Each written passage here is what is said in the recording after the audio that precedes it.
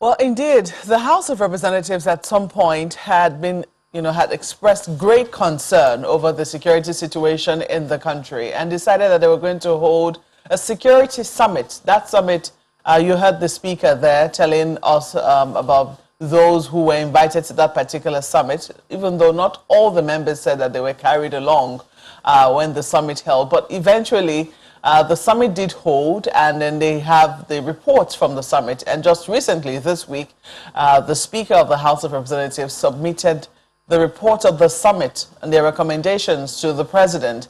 This morning, we hope to, take a look at some of the recommendations which they came up with and see and ask how practicable are the recommendations and how will they solve some of the security challenges currently befalling us. Don't forget that this morning on the front pages, you have seen some of the stories around security making the rounds. First-class traditional ruler was kidnapped in Kogi just yesterday. Some people were also killed somewhere in the east in Enugu. This week as well, we saw the emir in a town in Kaduna State, abducted alongside 13 members of his family. Thankfully, the emir has since gained his own freedom, but members of his family continue to remain in custody. So these are some of the issues that are currently, dealing with the country. Will these recommendations help solve some of the problem? We have with us this morning Honorable Yusuf Gagdi, who is the Chairman House Committee on Navy. Honorable, you're welcome to Sunrise Zenith this morning. Thank you. Good morning. Good morning. Let's just start with this one. I'm sure that, after were you a part, let me ask you this. I think this is very important because we had spoken to a few more of your members who said, oh, we're not carried along. I take it for granted that you were carried along in the summit that was held and you followed fully the recommendations that were eventually reached. Is that correct? Yes, that's right. Yeah. That's right. Are you surprised, though, that some of your members say that, oh, they didn't know they didn't know much about the summit? They knew a summit was holding, but they didn't really know much about it? I'm surprised that a member of the House of Representatives will claim that he's not aware of the security summit organized by the leadership of the 9th House of Representatives. And why I'm surprised is because, one, the primary function of a parliament, of government, is to provide for the security and welfare of the citizenry. And the power to make laws is donated to the parliament to make law for peace, order, and good governance. And if it is a summit, it's not something that is supposed to be discussed on the floor of the House, that 360 members should partake. Definitely representation should be chosen. You don't expect a summit to be conducted by the number of the parliament we have in the House of Representatives, 360 members to be part of the summit. It would have just been a matter that would have been brought up on the floor of the House to allow for open discussion among members. But be that as it may, it is called summit because representation of heads of security committees and other relevant stakeholders, relevant members of relevant security committees are picked so that genuine discussion could be conducted between the House of Representatives representation as well as the stakeholders that are invited for the summit. Indeed. So if they say they are not aware, they have right to say that. So not that they were not aware. I mean, I did pose that question. They said, oh, we're aware. We were not invited. So, I mean, they didn't really know what was happening at the summit. That's what they said. If you are conducting a summit, unity summit or whatever summit for the people of Nigeria, you don't invite all Nigerians to be present in the summit. You choose representation based on geopolitical composition. So if your leaders in your geopolitical zones are called for that summit, I think they should go back and brief the other members from those geopolitical zones what happened in the summit and what are the resolutions that are taken during Did the geopolitical zones choose their own leaders or the leaders were chosen for them? Automatically, there are leaders of geopolitical zones in the National Assembly. Of North Central, North South, Northwest, including all the southern, the 6 geopolitical zones. You need to each of the geopolitical zones.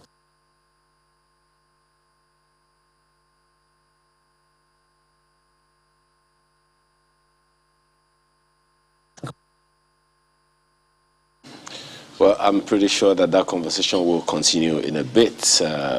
just needed to deal with that. But right now we have with us also on the same subject matter, Colonel Hassan Stan-Labo, who is a former army officer. Thank you for joining us this morning. Thanks so much. Well, I know you're not part of the legalese, so to speak, but some of the things that emanated from the committee, the conference, the summit of the House of Reps on security, I'm pretty sure that you have a hold of some of them. Which of those recommendations or resolutions would you say stand out for you? Well, first and foremost, the one that talked about putting it in my own words, we're seeking assistance. Okay? And that's the one that's referring to the PMC's private military companies. Yeah. In whatever form, it's all assistance that we're talking about here.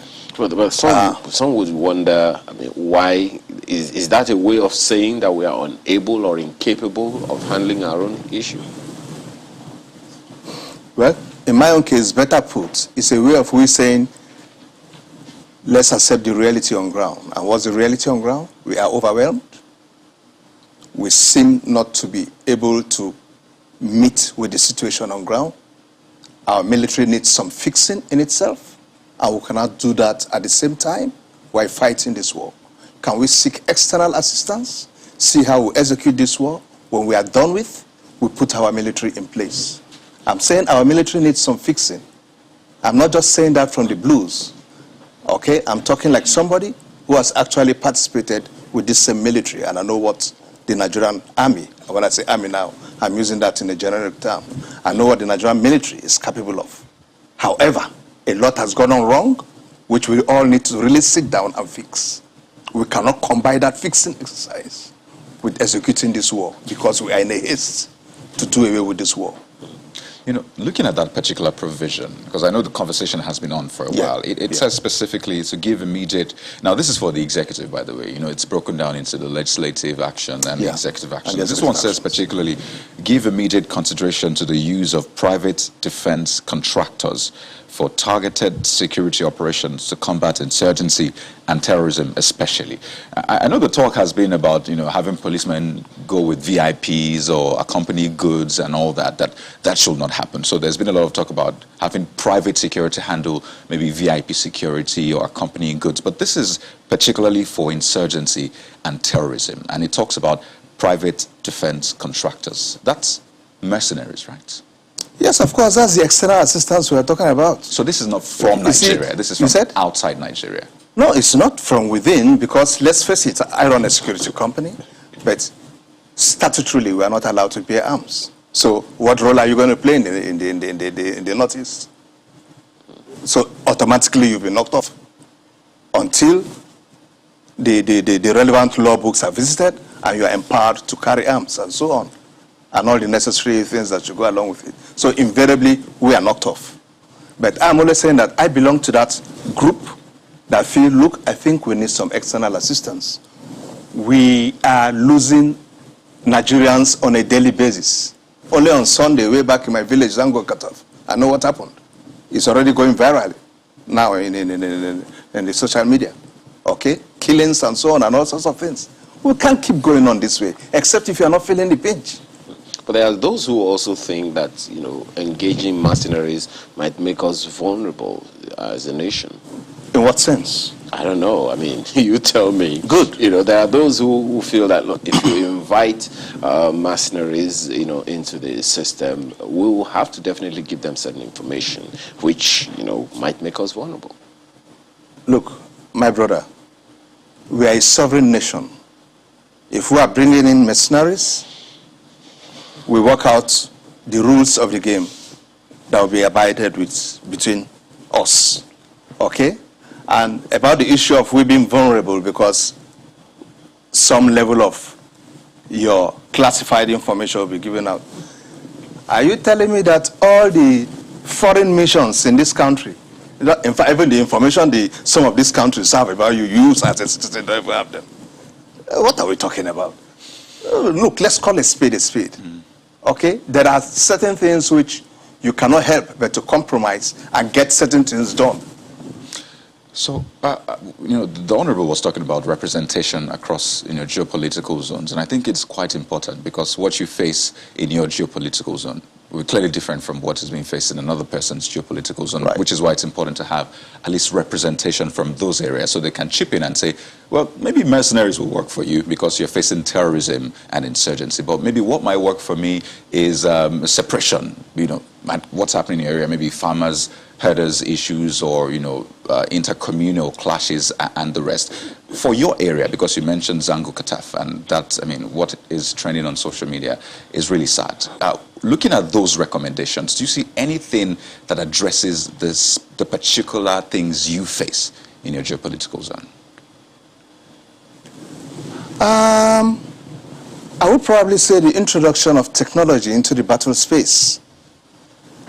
By now, I expect that some level of aerial assets should have been introduced and used by our own military. And by that, let me just say I'm referring to things like drones and so on, or even CCTV cameras. Let's take drones. There are drones with surveillance capability and engagement capability. There are drones that can be there up in the air, okay, and be able to carry out surveillance for kilometers far off and pass information to you.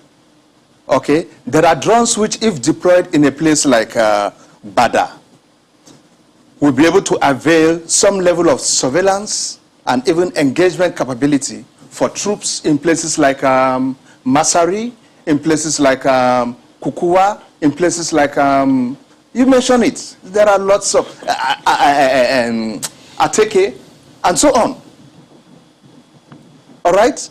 The point I'm trying to make is that deploying some of these drones in some of these areas would be able to help the manpower situation we have on ground. Because manpower is a very serious issue, not just in the military, but it cuts across the entire national security sector. Both the military, paramilitary, and what have you, all suffer from manpower issues for reasons which, sincerely, if you ask me, I find it difficult to explain in a country that has over 200 million Nigerians. On that, are you comforted with the position of the Senate that the Ministry of Communications and Digital Economy had established a center where artificial intelligence and robots would be deployed to fight crime and criminality in Nigeria? Of course, why not? That is the technology we are talking about. Bring in some level of technology. Because if you look at what's this deployment we have in the Northeast, super camps. The gaps between the super camps, some are just damn so wide, such that if you have some level of technology deployed like drones, it will be able to bridge up the gaps, by virtue of the information they'll be able to pass on to you and so on. Well, all right? They'll be able to even engage on armed non-state actors within such unprotected areas. And with precision. With some high level of precision. It's used everywhere. Most advanced armies are engaged in it. I wonder why something is still dragging us back. As you said, well, maybe this is a start, but there is a lot more on this matter as we started in Abuja with Mawai. Thank you, Ayo. Yes, we still have with us Honorable Yusuf Gagdi, and somehow that just went up. But just before we went, we're about to delve into the recommendations. I'll quickly head right to it and read some of the recommendations which have come out in the press. One of them says, instruct the immediate enhanced training for the police mobile unit to improve their capacity to deal with insecurity. A special team of 40,000 police mobile unit officers should undergo this special training.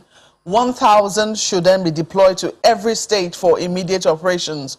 Northeast, Southwest, Southeast can receive the officers remaining out of the 40,000 police officers. Now, 40,000, that's the number you're recommending. The first question will be, do we already have 40,000? Are you asking that we recruit more into the police mobile force unit? And how quickly do you think that can happen? Well, the statistic of mobile police strength will be determined by the police authority themselves. But as a lawmaker, I think I am familiar with the Police Act, being the sole sponsor of 2020 Police Act that is in existence. I know a lot of issues regarding to manpower requirement, not only for police force, but even other security agencies and intelligence committee, which we have been advocating. I'm quite aware of a problem between the Police Service Commission and the police itself that led to legal litigation, which suffocated issue of recruitment for the past 2 years in the police force, that they have never been recruited, being that the power to recruit, is it vested on the Inspector General and the police force or the Police Service Commission? I'm aware of that. But be that as it may, the position of the stakeholders based on the security summit require this volume of mobile police force, require training and retraining of the police force, looking at the emerging security situation that keep on propping up from 4 angles of the country. So if they have that requirement, they should go ahead and do the needful as recommended by the House of Representatives. But if they do not have, we must equally go back to the drawing board and sort out the issue of legal matter between the Police Service Commission and the Nigerian Police Force toward arrogating whose power is to recruit within the Nigerian police. I know, before I even recommend that we should go back to the drawing board, bill sponsored by me to amend the Police Service Commission Act is equally in place in the House of Representatives, so that clear lacunas, legal lacunas, misinterpretation of legal framework provided by the House of Representatives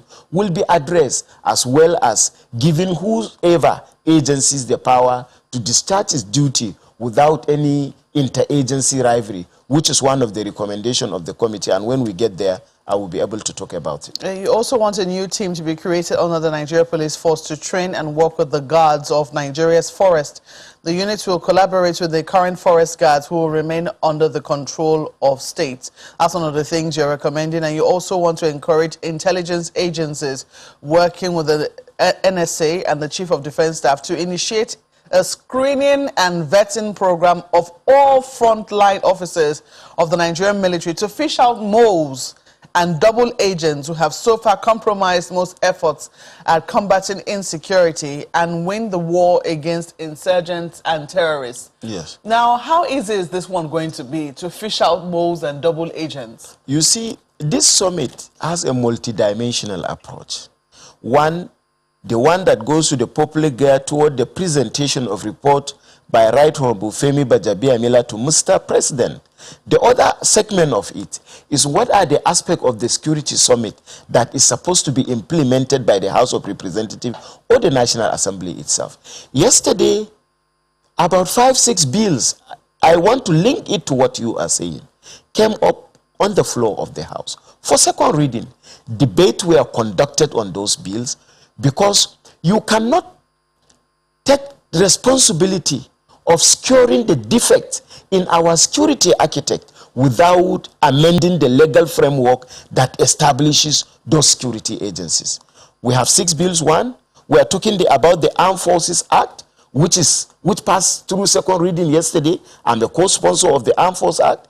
Even the Police Act that was passed by the National Assembly, signed by Mr. President on the 15th of September 2020, was equally pushed for amendment to address what? To address community policing issue, where intelligence should be able to be the responsibility of the police force itself, as well as the community, the people. So what you're moving to now is you're trying to delineate which one, who has what responsibility. Definitely. Yeah, there were some definitely for members of the House, or for the legislature, and there were some for the executive arm. The one that you have, the one I've just read out now, is meant for the executive, it's meant for the military. You oversee the Committee on Navy. Yeah. How easy do you think it will be for these people to be able to conduct a screening to see if their people, if frontline officers are double agents? How easy is that going to be? One, you look at the sub-agencies under the agency you supervise. Like any armed force have its own intelligence department. How do you strengthen them to ensure that monitoring of officers among themselves to fish out those double agents that are suffocating the responsibility in terms of the discharge of their functions are fished out? You do that by conducting robust oversight engagement with the agencies you superintend over. What that means is that as we speak, that isn't happening. Is that correct? It's happening, but you need to increase the speed limit. You need to increase the speed limit. I know parliaments conduct oversight functions over their agency. I am one of the chairmen of the Armed Force Committee. I do my job. But looking at the contemporary increase in crime and criminalities across Nigeria, looking at issue of violent conflict across Nigeria, looking at issue of kidnapping, looking at issue, you cannot equally say that everybody is safe, one, and you cannot equally exonerate even the people as well as the armed force itself. So as a result of that, if there are bad elements in any organization, in parliament, in military, among the people, among the press, definitely as someone that the power to supervise over those agencies is donated to you, you need to do the needful by, one, strengthen the agency to discharge its duty to the best of its ability.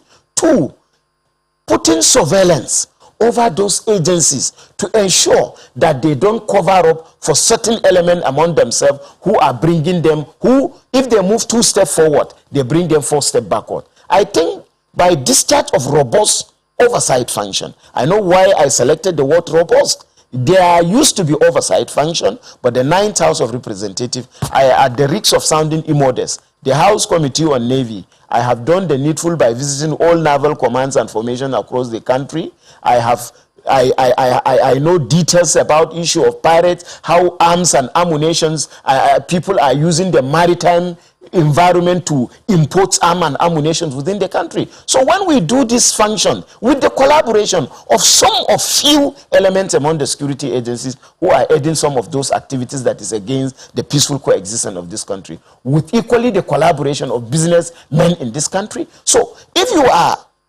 you have access by privilege of your office to come across those information, what you need to do is to equally think within the 4 angles of your brain and find what is the right approach that can be done to be able to reduce those things to the barest minimum. And that is why the Security Summit recommended that the bad element among the security agencies need to be fished out. Otherwise, whatever you are going to do to ensure that you guarantee the safety of the people of this country is not going to succeed.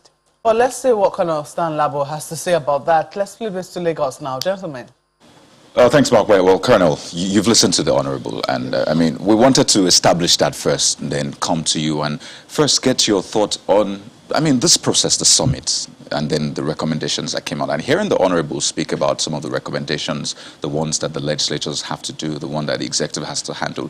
First, are you confident about this process first? Well, I would say I am impressed with what they have done. And if we are determined enough as a people, I think to an extent we shall achieve a good number of the issues they have raised, be it at the executive arm or within their own ambit as legislators. Well, you know, people always refer to, you know, events such as this that we've had in the past. I mean, they talk about the laws that we have as well, some of them that have been amended, and they ask, what? We've not really done much with it from their own perspective. So regarding that, do you still feel that this will be sustained to a large extent? Well, that was why I used the word, if we are determined. Because unfortunately, I don't want to start sounding negative. We should always have hope. It's our country. We have no other country. Unfortunately, we have always, we seem to be people that do so much of talking. After all the talk, at the end of the day, these things, or these reports or whatever, go up to some shelf, and that's where they remain. Then come another, is it the 10th assembly? They start all over again. We are beginning to see a situation whereby assemblies go over to issues which ought to have been addressed nearly 10 years ago. Why? Because they move forward, and at the end of the day, it's either the president is not signing or something has been smuggled in, and there's so much noise, and so it delays the process until at the end of the day, we discover it's late to take certain lines of action, and then it moves on to the next assembly. And things like that. But what do you think is with some responsible determination. What do you think is responsible for that? I mean, just so that we can at least, you know, make sure it doesn't happen again. What else than our attitudinal nature? Nigeria can be a better place if we all decide to change our attitude to work, and even how we relate to each other. It all boils down to attitude. Simple. When you say in summary, in whose on whose part? Because on us all, my brother. Okay. On us all. Be it I blame the legislators who also have our own. Come to the military too, who have our own blames. Come to the media, they have their own blames. We are all guilty. Let's all resolve to have a better Nigeria. Simple. Perhaps that's why the part of the recommendation of the National Assembly is that the executive should encourage and resource the National Orientation Agency and the Federal Ministry of Information to begin a structured strategic communication and orientation campaign. How significant do you think that would be? Very, very. Very, very. When I read that part, I was really impressed. I was impressed because, you see, the reports we are discussing here, actually, I was part of a team that responded to the call for memorandum from the House. And this was what our committee submitted, a committee of 8 experts, including those in diaspora and so on. The point I'm trying to make is that, look, the whole idea of NOA, taking on that task, which they have, is glowing, it's nice, I'm impressed. But I just pray we have what it takes to implement this. NOA has been dead for long, and that is a very important organ. Very important organ. Because like I said, our problem is attitudinal. Okay? And NOA is the agency that is actually responsible for seeing how these things can be corrected. But we don't seem to be funding that organization enough. And a lot is going wrong with that organization. Colonel, I'm first curious to find out if some of the recommendations you made in that particular submission made it to this larger recommendation that we have. And also, there talks about security votes, ensuring that people know what was done with security votes, at least after a period of time, and the non-kinetic aspect of this all. But we'll take a look at that when we return from this break. So please, join us again.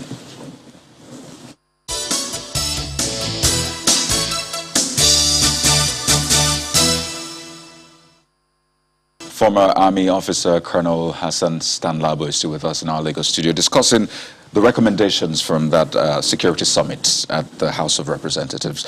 Well, Colonel, I wanted to find out if some of the recommendations you made it to the larger recommendations that were submitted to the president, because it's quite important to see if this was really representative of the views of Nigerians and the yearnings of Nigerians. So, did they make it? Yes, a good number of them made it. Such areas as the need for border protection force, the need for forest guards, the need for reforms in the police, addressing specifically areas of training, welfare and what's it called? Recruitment. Welfare and recruitment. Yes, recruitment too, and so on. And then the issue of moles, okay? And maybe I should just start off with the issue of moles. Oh, yes, because, the Honorable was trying to answer the question about how easy it is to really sort that. Yeah, it's really not easy. But I was impressed that all the same, they also took us serious in that. It's really not easy, but as an individual, I would want to ask, fine, we are talking about seeing how we can identify and screen out the moles in the forward lines. What have we done? Those ones are still suspects. So we are going to identify and screen. What have we done with those who have already confessed and asked for our apology and even serving at the strategic level? We have hurried to make excuses for them and allow them to remain in our cabinet. By now you should know who I'm referring to. I don't want to start mentioning names. So what should be done? Okay. The point I'm making is that let us try to sound very serious. Most when we talk as a government. I expect to see lines of action already taken with the gentleman who is in the cabinet, who has been identified to have relationship with terrorists. Then we begin to talk about these ones, who we are now going to identify and screen and so on. The ones that have confessed, what have you done with them? Is that by... Okay. Are you in any way saying that government is complicit? Well, if you behave in a manner that gives the impression that you are complicit, like it is said in the Bible, thou hast said it. I didn't say it. Like Christ said. Okay? So that's just it. You know, one of the recommendations, pardon me, from specifically is ensuring a national transitional justice framework such that the law applies to everybody. The law is no respecter of persons, as it were. And it says that the absence of a unifying transitional justice framework remains a challenge in addressing Nigeria's intractable conflicts. Existing transitional justice framework, like designed to address the Niger Delta or Boko Haram insurgency, will require review towards applying them to the many victims of other security challenges. You followed this fight against insurgency, transitioning to fight against banditry, kidnapping, then farmers, herders clashes, killer herdsmen, and others that have come up. How important is justice, really, ensuring that there is commonality, as it were, when it comes to justice? Justice delivery, yes, justice so to delivery, speak. yes. Yeah, right. I want to, fall in line with that, frankly speaking, because the victims from the Northeast are not being treated well. In fact, those who created their problems are even enjoying better than them. Today we are rehabilitating some of them. They are in fine, good clothes. They are guaranteed 3 square meals, when those in IDP camps are not even guaranteed 3 square meals. Okay? But those who created your problems are here being said, oh, they have surrendered. Oh, we have to rehabilitate them because some protocol, some foreign protocol somewhere, which unfortunately we are a signatory to, by virtue of who we are as a nation, of course. Now here we are giving them certain services, which when we compare such services with what we are giving those who are victims from their own lines of actions, they are not enjoying such. Okay? I keep saying it, and I will continue to say it. As a soldier, I've got no business in you as a soldier on the other side, Boko Haram in this case, bearing arms, telling me you have surrendered. I'm not here to grant you penance. My business is to hurry your what's it called? Your appointment with God, where you ask for penance. And he will now say, my son, I grant you penance. I'm not a reverend father. I'm a soldier. Isn't that the non-kinetic aspect that we always talk about? Those are all part of the non-kinetic aspect. For Christ's sake, we've got so much job to do that to start carrying some tons of people from some forest and say they have surrendered. You have the responsibility of feeding them, clothing them, housing them. Where is the resources for all that? I have never believed in taking prisoners of war as a soldier. Do you think that... I don't believe in it. With the policy that you have seen adopted by even state governors, granting some sort of amnesty and all, do you think that has maybe helped in reducing the insecurity incidents? You and I are all witnesses. What has it happened? What has it yielded us? In Zamfara, did it succeed? In Katsina, did it succeed? The same guys keep coming back. All those guys whom the governors snapped with AK-47 and so on, they're all back, committing the same atrocities. So what do you think government could do in that wise? Because the idea really is, of the whole pardon and all of that, is to discourage more people going in, and then to encourage those who are already in to come out and join and be reintegrated into society. We have realized it's not working. Now can we collectively trail the path of El Rufai, which is my own stand? Has that been working for him as well? I will tell you why probably it appears not to be working. Because he's just alone. And so the entire, you can see what's happening in Kaduna now. The entire terrorist or banditry group or whatever are now zeroing in on Kaduna to teach him a lesson. If, however, his style of saying, look, I'm not going to negotiate with these guys, had been adopted by the entire 36 governors, also endorsed by the federal government and so on, where would those guys run to? And then why doing that also? We also make sure that we are busy implementing Gordon Brown's a safe school program, okay? And things like that, such non-kinetic efforts should be put in place. But some of the other things, to take the words that Gagdi used earlier in talking about those non-kinetic interventions of dealing with poverty, unemployment, and all of those things also made it to item 18, actually, of the executive actions that target poverty as a must.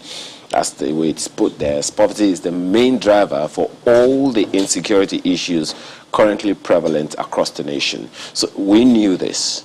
Clearly, we have focused all of the previous propositions or suggestions to the federal government on fighting the war itself. But targeting poverty would both fight and prevent. How significantly do you think we can, that can play any role now, given the wide gap between poverty of poverty and unemployment, especially in the north? We mustn't give up. We must exploit every advantage coming out of our economic areas of strength: agriculture, mining, tourism, sports, and so on. Areas where we think mass employment could be generated, and so on. Why am I saying agriculture? You don't really need to be too schooled to be involved in agriculture. Agriculture itself has about 23 chains, like we all know. There are certain aspects of it where, you don't need any form of a Western education to be involved in. And by so doing, we provide some level of employment. Same thing too for mining, sports, and so on. Government should be able to exploit all these areas. We shouldn't be discouraged. And when I say this, I'm particularly speaking to my governors up north. We are in a terrible fix up north. Poverty, there's no poverty down south. I've lived in Lagos for quite some while. Everybody's a big man. You go up north. You go up north. That's where you dash somebody 100 naira and she lies on the ground, rolling, thanking God for you. And tears will come out your eyes. I seldom visit the village because of embarrassment. Well, let me ask Honorable Gagdi this same issue. Poverty is definitely a problem, and all of the figures, both national figures and even global figures, they point in the direction of the fact that we have a very serious poverty problem on our hands. And the recommendation of the House of Representatives, Honorable, is speaking to the fact that we should target poverty as a must. And it's not just to begin the conversation.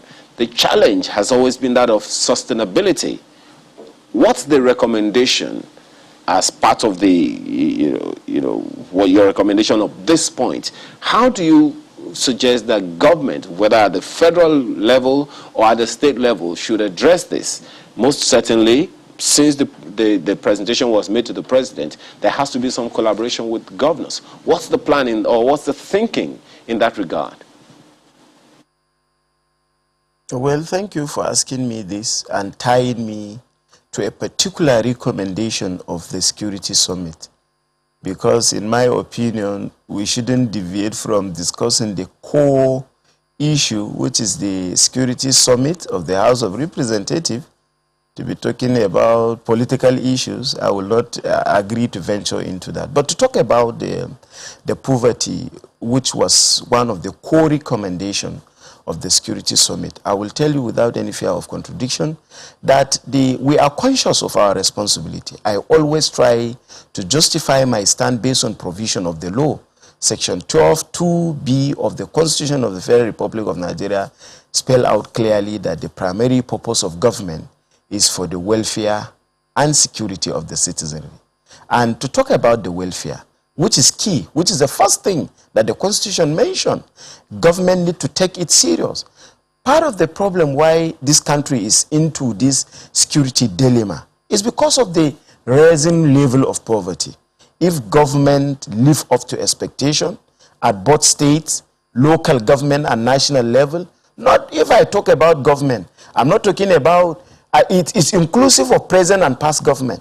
If in the past and in the present we have been able to live up to expectation by concentrating on the welfare of the people of this country, of the citizen of this country, by providing basic social amenities at the doorstep of the people that empower the government themselves, by building school, ensuring everybody go to school and hospital, ensuring everybody have access to affordable and and advance medical care by ensuring that that there is equity among the people themselves, definitely we wouldn't be where we are. And that is why the Security Summit did not hesitate to equally hammer hard on the issue of ensuring that the poverty level is being addressed. And to do this, you cannot do it confidently without making an adjustment to the Constitution. And that is why the 9th House of Representatives is serious about constitutional review. To address issue of poverty, you cannot equally do it without adjusting some aspect of our own national legal framework that will provide those, that will provide those support to agencies that are vested with the responsibility of discharging their duties towards reducing poverty level to the barest minimum.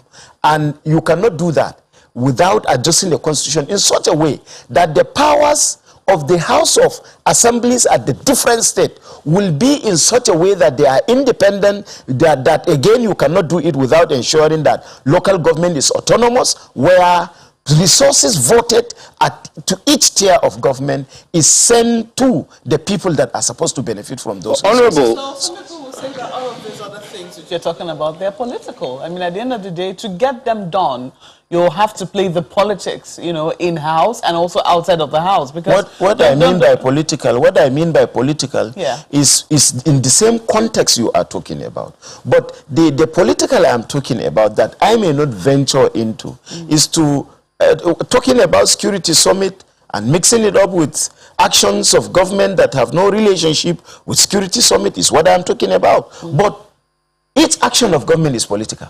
Let me ask you how you intend to, and what are the recommendations with regards to rivalry among security agencies? A number of people know that this is a big deal. It's a big issue.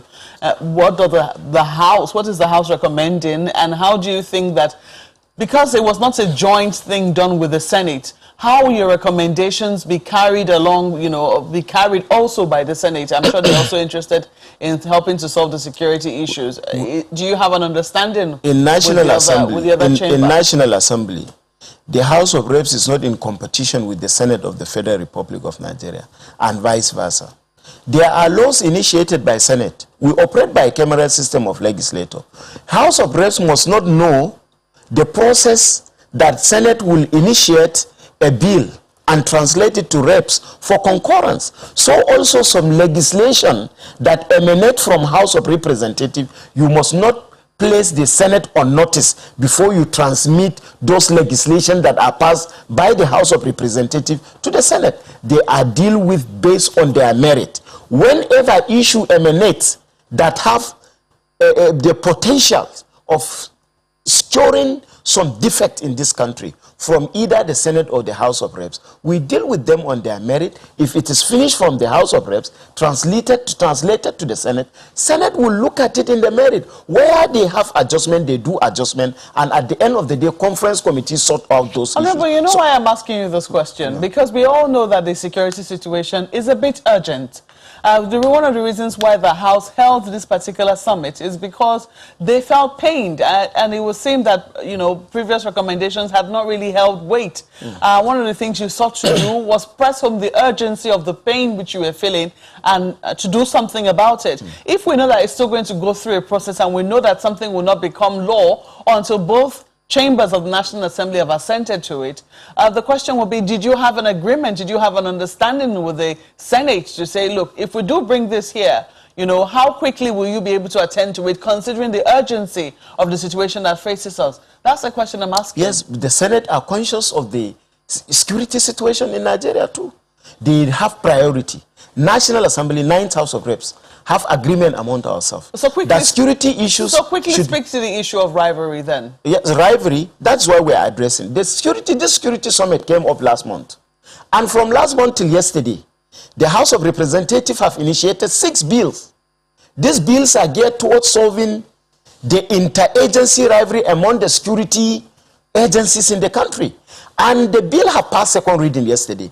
If we are not conscious of the existences of the security problem, I don't think there has ever been a bill that within 30 days passed through first reading and was debated to pass through second reading within 30 days. Those bills are the amendment to the Armed Forces Act. Those bills are the amendment to the Police Act. Those bills are the amendment to the Control of Small Arms and Light Weapons ECOWAS Convention, and trying to ratify the treaties to make them law and establish agency that monitor the control of the purification of small arms and light ammunition in Nigeria. And again, those bills are trying to strengthen the Economic and Financial Crime Commission Act to function effectively and bridge gaps between the existing law, where the law seems not to give the powers, the legitimate powers, to all those agencies to discharge their duties to the best of our ability to address. Let me give you a good example with the military, whose agencies I supervise. Can you say in the past there is a collaboration between perhaps the Army and the Air Force in the discharge of their function in the Southwest or in the Northwest and Northeast? Can you say there is an absolute coordination between the police and the army or the military? You are aware of the kidnapping in one of the states in the north, in Taraba, where an army officer, checkpoints and police, you know what those, because of interagency rivalry and because there is no collaboration. We have started to see in the existing laws, law establishing the armed force, law establishing the police force, law establishing the economic and financial... Can you tell us, sorry to interrupt you, Honorable, can you tell us in more concrete terms what this law on trying to solve interagency rivalry is saying? Yes. What is it saying in essence? It's saying that, one, we must define clearly which agency is the lead intelligence agency in the country. We must define clearly which agency should conduct what operation at what point, and what are the supporting agency. No agency should not claim like one. In terms of internal security, each agencies want to intercept phone calls of citizens. Is that supposed to be allowed? That police does that? That National Office of the National Security Advisor does that? That National NIA does that? No. We will be exposing the citizen of this country to political attacks. Those are the things that we must sit as a parliament to ensure that we streamline those laws and define clearly whose responsibility is that of the armed force, and what responsibility is that of the civil defense, and what responsibility is that of immigration. When, and again, equally define at what point do you need a general consensus of the operations coming together, and who leads those security agencies in terms of discharging what function from what. And we are doing our best to address those ones. Well, Honorable, we'll definitely keep tabs on what is happening in the House with regards to those particular bills, and also how that it will eventually translate to some of the, to solving some of the security conundrums that we found ourselves. Well, we have to thank you very much for coming on Sunrise City this morning and shedding light on the recommendations that were submitted to the President. Hopefully, we should see some action on the part of the executive. Thank you for coming on the program this morning. Thank you. Honorable Yusuf Gagdi is the Chairman, House Committee on Navy. And I'll flip this over to my colleagues in Lagos. Gentlemen. Well, thanks, Mark. But I'll close the moment with Colonel Stan-Labo. You know, I'm sport for choice, really, which of the actions to take. But because of time, let me just take the sixth legislative action that was put in that particular recommendation. And it's something quite sensitive because of the context we're in right now. It says, invite representatives from Google, Facebook, Instagram, WhatsApp, and Twitter to a special dialogue to discuss a voluntary platform regulations framework that centers the need for platforms to have content regulation policies themselves that are well designed and consistently enforced in Nigeria. And it goes on to say that social media analysis has revealed that the Nigerian online space shows evidence of up to 19.5% bot usage, basically saying that programs or scripts were written to artificially increase the visibility of certain kinds of content. And it goes on. I would have loved to take the Honorable up on this because he had some things to say about Twitter. Twitter has been suspended. A lot of people are wondering, Facebook, WhatsApp, what's next? But to what extent, really, do you think this is important in the context of national security? Anything that would have to do with regulating how much we can talk, how we put it, and so on, I don't know, I'm always averse to it. And that's why I frown seriously at whatever is going on now in the House concerning the media, gagging the media, and so on. First and foremost, I just interpret it as being political. You are in government, you don't want to be criticized, and so you are coming up with laws. You have forgotten you might also tomorrow be in opposition, and that same law you are creating will be used against you. But don't forget that the Honorable had said one time that the APC will be in power for 100 years. So maybe that's we had that from the PDP, that they will be in power for 60 years. So it's no news. Well, there's so much to unpack in all of that, Colonel. And sincerely, I mean, if you look at about almost 20 executive actions and about 8 legislative actions, most certainly there's quite a lot to unpack. But that's probably work for all of us to do. But for now, we have to thank you for all of your contribution into that summit report, and hopefully we'll be able to take Nigeria to where we want her to go. Colonel Hassan Stan-Labo is a former Army officer, and as he said earlier, is still a security consultant. Thank you very much for being a part of